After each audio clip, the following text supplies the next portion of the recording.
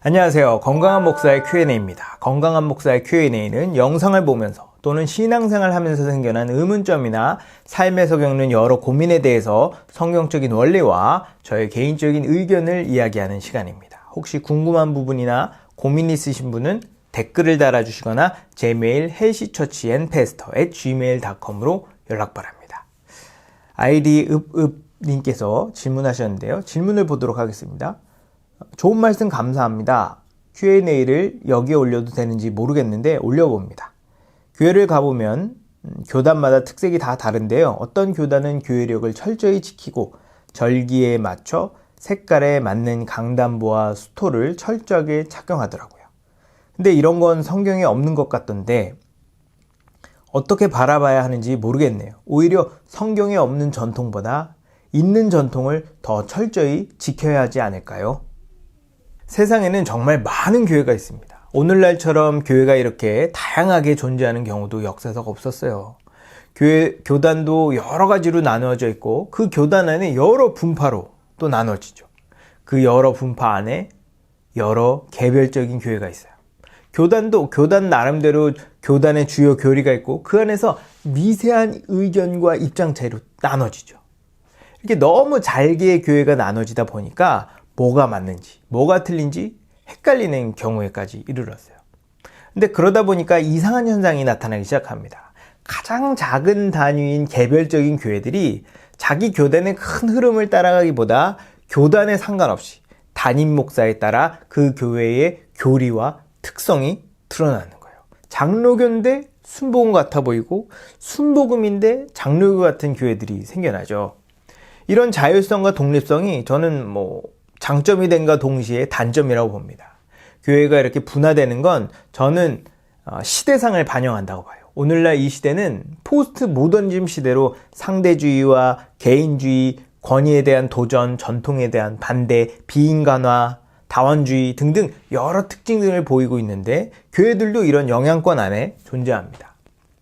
오늘 질문은 전통에 대한 질문이에요.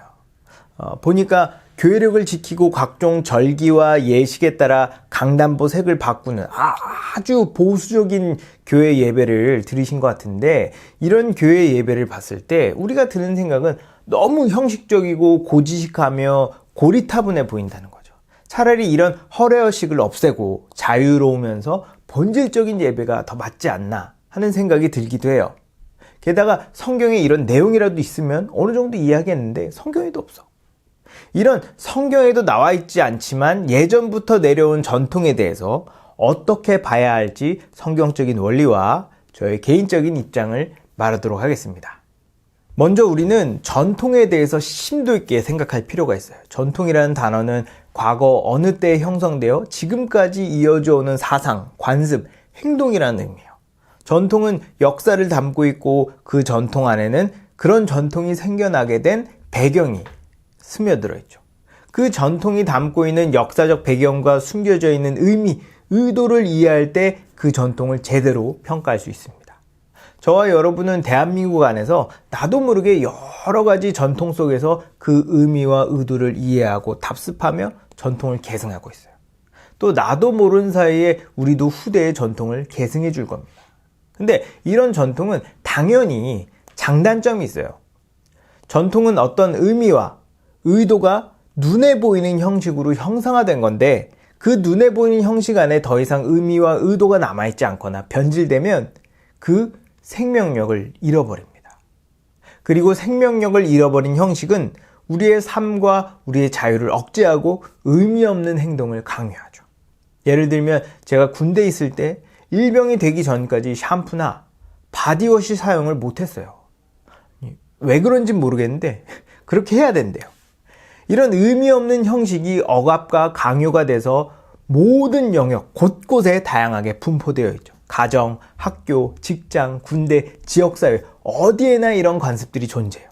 물론 교회도 예외가 아닙니다. 그래서 오늘날 좀 극단적인 진영에 있는 사람들은 이런 전통들을 싹 다 없애야 한다. 이런 전통들이 부정, 부패, 부조리, 악습, 적폐를 양성해낸다 주장하죠. 무슨 맥락에서 그런 얘기 하는지 이해하는데 그렇다고 전통 자체를 부정하고 거부하는 건 우리의 역사 자체를 부정하는 거예요. 또 전통의 순기능조차도 거부함으로써 더 큰 부작용이 발생할 수 있습니다. 우리에게 필요한 건 전통의 역사적 맥락과 그 안에 담긴 의미와 의도를 파악하여 오늘날 현실에 맞게 갱신하는 거예요.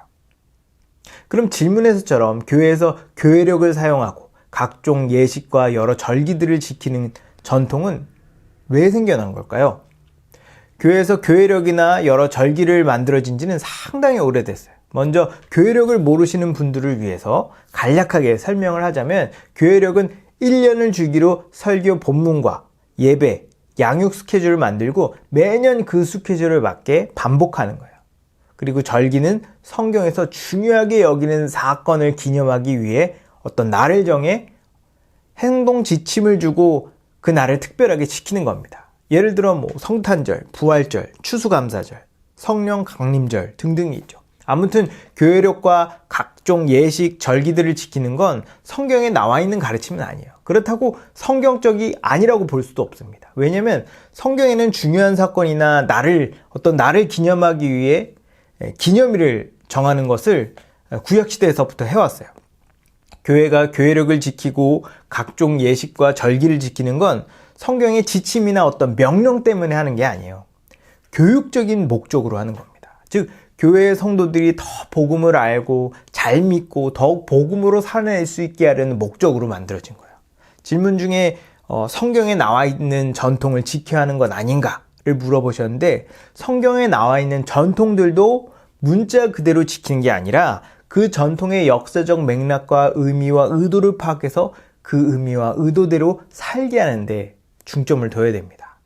역사적 맥락을 좀 살펴보자면 옛날에는 지금처럼 누구나 성경을 가질 수 있고 인터넷을 통해서 언제든 설교를 들을 수 있는 환경이 아니었어요.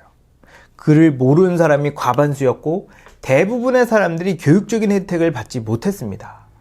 오랜 기독교 전통을 가지고 있는 유럽에 가보면 전 안 가봤지만 아무튼 여러 유명한 성당이나 교회의 각종 예술품들이 전시되어 있어요.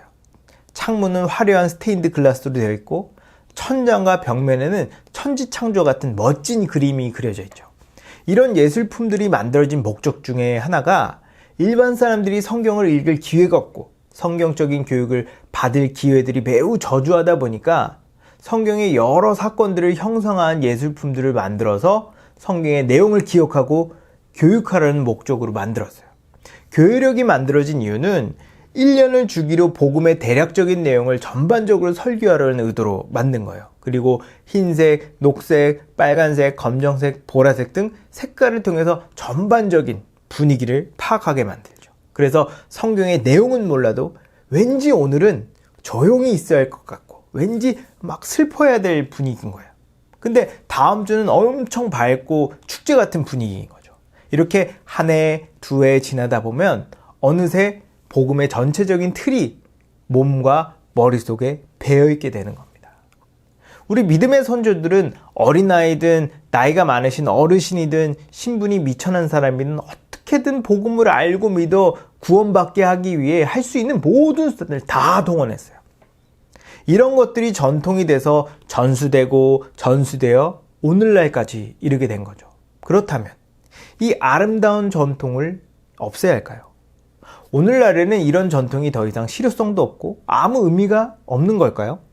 저는 오늘날까지 전수되어 내려오고 있는 전통에 대해서 진지하게 생각해 봐야 한다고 봅니다. 오늘날 우리는 그 과거 어느 때보다도 교육적인 혜택을 많이 받고 있어요. 각자 성경을 소유하고 있고 언제 어디서든 인터넷을 통해서 설교를 들을 수 있으며 다양한 주제에 대한 신학서적, 신앙서적을 읽을 수 있죠. 우리는 마음만 먹으면 웬만한 목사 이상의 성경적 지식과 교양을 갖출 수 있습니다. 과거에 사용하던 교회력이나 여러 예식들, 여러 예술품들은 어떤 면에서 오늘날 초, 중, 고 학생들의 공과 수준보다도 수준이 떨어지는 교육 방법이에요. 오늘날에는 과거에 비해 수백, 수천, 수만 배에 달하는 성경적 지식과 지혜들을 전달할 수 있는 정보와 기술들을 보유하고 있어요. 그래서 이것들을 잘 활용하면 성도들의 평균적인 신앙 수준을 비약적으로 높일 수 있습니다. 그런 차원에서 전통적으로 내려오고 있는 교회력과 여러 예식들은 매우 비효율적이에요. 그러나 저는 오늘날 대부분의 한국교회와 목사와 성도들의 수준이 이런 전통을 만들어내고 지켜온 교회보다 결코 높거나 더 낮다고 보지 않습니다. 왜 그렇게 생각할까요? 첫째, 오늘날 많은 교회들이 복음과 성경에 관심이 없습니다. 교회력은 예수 그리스도의 십자가 복음을 그 중심에 두고 예수님의 삶을 1년 주기로 재현하고 그 의미를 가르치기 위해 고안되고 만들어졌어요. 비록 옛시대의 목사들과 성도들이 교육 수준이 떨어지고 성경을 접할 수 있는 기회가 적더라도 성경의 가장 중요한 복음에 대해서는 매주 들을 수 있게 프로그램을 짜주었죠. 그러나 오늘날 많은 목사들은 성도들에게 복음을 정확하고 자세하게 가르치려는 전통의 정신을 계승하지 않는 것 같아요. 비록 교회력을 따르지 않는다고 할지라도 복음을 자세하고 정확하게 가르쳐야 되는데 설교 안에 복음이 없는 경우가 많습니다. 심지어 예수님의 이름조차 언급을 안 해요. 목사님의 개인적인 생각, 사회적인 이슈, 도덕적인 가르침이 주일 설교의 주제가 되는 경우가 많습니다. 그런데 설교하는 목사님이나 그 설교를 듣는 성도들이나 그것을 전혀 문제라고 생각하지 않는 거예요. 성경을 잘 읽으면 성경 전체가 예수 그리스도를 가르치고 있고 그분을 설명하고 있는데 이상한 점을 느끼지 못한다는 건 성경에 그리고 복음에 관심이 없는 겁니다. 둘째, 많은 교회들이 복음을 반복적으로 가르치지 않습니다. 제가 생각할 때 목사나 성도들이 가지고 있는 가장 심각한 착각이 하나 있어요. 그거는 자기가 복음을 잘 알고 있다고 생각한다는 거죠.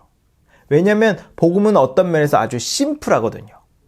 성경은 복음을 한 단어로 요약할 수 있을 정도로 그 내용이 통일되어 있어요. 그러다 보니 목사는 복음을 자세하고 풍성하게 가르치지 않아요. 거기다 성도들도 어느 정도 배우면 배울 필요가 없다고 생각하죠. 그러나 복음은 이 세상의 모든 지식을 다 합친 것보다 더 광대하고 다양한 지식을 가지고 있어요. 요한복음 21장 맨 마지막 절에 보면 예수께서 행하신 일이 이 외에도 많으니 만일 낱낱이 기록된다면 이 세상이라도 이 기록된 책을 두기에 부족할 줄 아노라 라고 말합니다. 무슨 말입니까? 우리가 평생 복음을 배워도 다 못 배울 정도로 복음은 광대하다는 의미예요. 우리 믿음의 선조들은 매년 같은 본문을 설교하고 반복적으로 가르침으로 성도들에게 복음의 뼈대를 튼튼하게 세워줬습니다. 그런데 오늘날 한국교회는 뼈대가 엉성하다 보니까 서 있기도 힘들어 보여요. 우린 아는 만큼 믿을 수 있습니다. 그런데 아는 게 없으니까 믿지 못하는 거예요. 안다고 해도 그 지식이 너무 짧아서 믿음이 크지 않습니다. 물론 안다고 다 믿음이 큰 건 아니에요. 그러나 믿음이 크다면 지식이 짧을 수는 없습니다. 제가 성경을 공부하고 가르치고 설교하다 보니까 알게 된 게 있어요. 같은 본문을 봐도 매번 그 본문이 새롭다는 거예요. 또 한 번 가르쳐서는 성도들이 그 내용을 제대로 소화하기 어렵다는 겁니다. 우린 중요한 내용일수록 더욱 반복해서 가르쳐야 돼요. 저는 복음을 진짜 믿는 성도라면 여러 번 반복해서 가르칠수록 더욱 지식이 풍성해지고 믿음이 견고해진다고 믿습니다. 셋째, 많은 교회들이 믿음으로 살도록 훈련하지 않습니다. 저는 운동을 좋아해요. 특히 웨이트 운동을 좋아하죠. 다른 운동도 마찬가지지만 웨이트 운동은 자세가 아주 중요합니다. 자세가 잡혀있지 않으면 효율성도 떨어지고 부상의 위험이 있어요.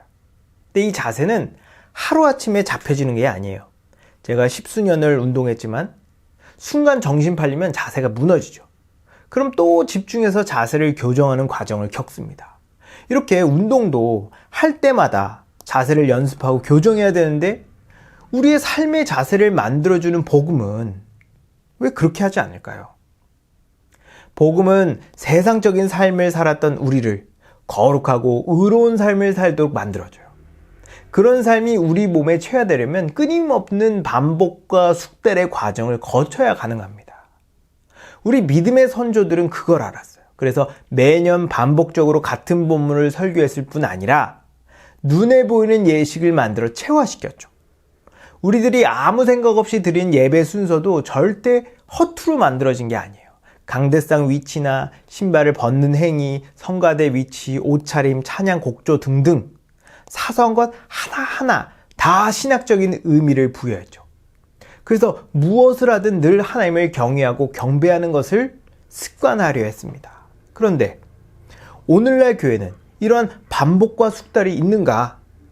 우리의 신앙을 삶으로 체화시키려는 시도들이 있는가? 반문했을 때 저는 거의 없다고 봅니다. 전통이 우리에게 전수해 주려는 건 형식 자체가 아니에요.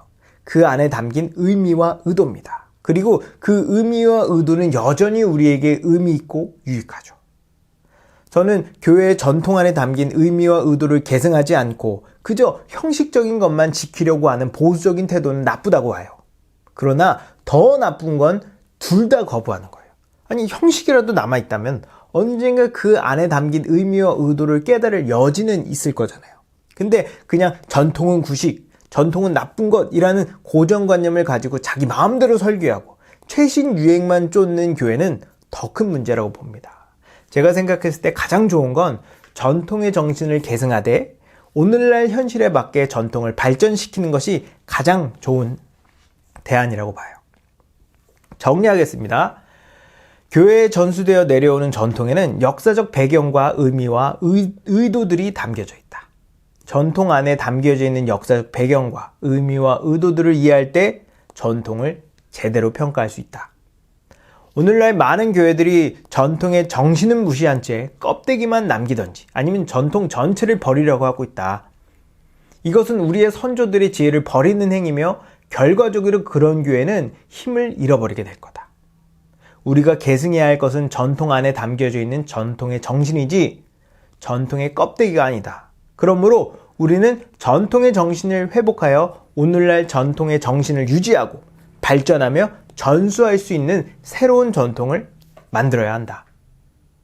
제 답변이 도움이 되셨는지 모르겠네요. 혹시 아직 해소되지 않은 부분이 있거나 또 다른 궁금한 것이 있으면 언제든지 댓글 또는 제 이메일 healthychurchandpastor@gmail.com으로 연락 바랍니다. 지금까지 건강한 목사의 Q&A였습니다. 감사합니다.